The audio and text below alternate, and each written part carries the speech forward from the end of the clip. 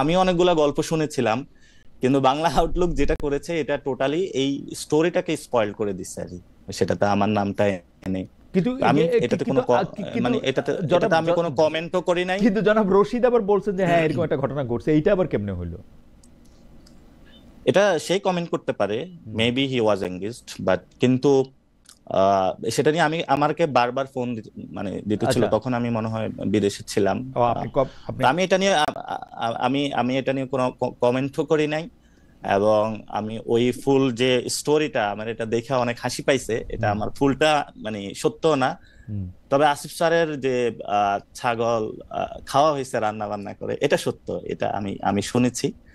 এবং সিরিয়াসলি হলো সিরিয়াসলি আপনারা হ্যাঁ প্রফেসর হ্যাঁ আসিফ নজরুলের ছাগল আইনা রান্না বান্না করে খাই ফেলছেন? এটা কি ওনারে একটা মানে শিক্ষা দিতে, মানে ইয়া করতে, মানে কি করতে, মানে ইউ ডিড এটা দ্যাট? অনেকের এটা এটা আমি এটা মনে করছি অনেকে যে মনে এটার করে মধ্যে যে একটা রেটরিক আছে, মানে এটা এটা অনেকে এটা এটা কি অনেকে মনে সত্যি করে বলে না? যে এটা, হ্যাঁ এটা অনেকে মনে করে যে আহ আসিফ স্যার হয়তো এটার মাধ্যমে একটু শিক্ষা পাবে।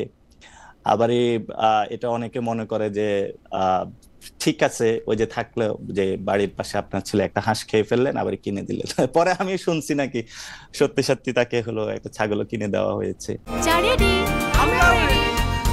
চা মানে লাইফটা ভরপুর, চা মানে ইস্পাহানি মির্জাপুর। এবং এটা নিয়ে উনি সিরিয়াসলি রাগ করেছেন যে যেটা খাওয়া হয়েছে ওটা কালো নাকি লাল ছিল, তো ওনাকে যেটা কিনে দেওয়া হয়েছে রং মিলে নাই, এই জন্য উনি অ্যাকসেপ্ট করেন নাই। আচ্ছা, সো আমার তো এটা আসলে আমার এটা তো আসলে প্রচন্ড আমি ভালো করে কৌতূহল, বলতে পারবো না। আউটলুকটা হ্যাঁ আসলে কারা চালায়? আমি তো ডক্টর সাইমন পারভেজ, এটা ডক্টর সাইমন পারভেজ এর প্রধান সম্পাদক, রাইট? হ্যাঁ এটা ফাহাম ভাই ভালো বলতে পারবে। না না, আপনিও তো মানে ভালোই বলতে পারবেন, আপনি শুরু করছেন। ডক্টর সালামকে জিজ্ঞেস করবো পরে, মানে কারণ ডক্টর সাইমন পারভেজ আমি অনেকদিন ধরে চিনি, আপনি উনি খুবই আপনি সজ্জন না এবং না এগুলা আসলে জি এটা তো বিতর্গত, ধরেন যে মানে ঠিকানাকে চালায়, বাংলা আউটলেট কে চালায়, কোন মিডিয়াকে দখল দিছে বা কিভাবে আছে, এটা সবাই জানে। কিন্তু এগুলো আমি পাবলিকলি আনতে চাই না, কারণ পলিটিক্যাল ভিতরে এত ন্যাস্টি জগৎ, মানে আর বাংলাদেশের মানুষ আসলে আহ, মানে পলিটিক্যাল পার্টিগুলোর প্রতি থুতু নিক্ষেপ করবে।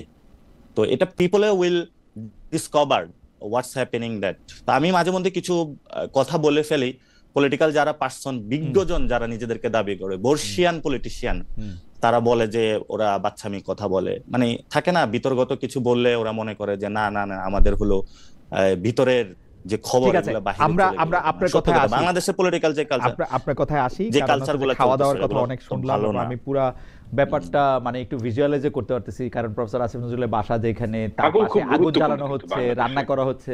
জি, এইটা ছাগল খুব গুরুত্বপূর্ণ বাংলাদেশের বাংলাদেশে রাজনীতিতে। ছাগল খুব গুরুত্বপূর্ণ, এই এক্স্যাক্টলি এক্স্যাক্টলি, হয়তো ছাগলই একটা গুরুত্বপূর্ণ, সরকার না করে না দিয়েছে না ছাগল। হয়তো এটা ছাগলই গুরুত্বপূর্ণ।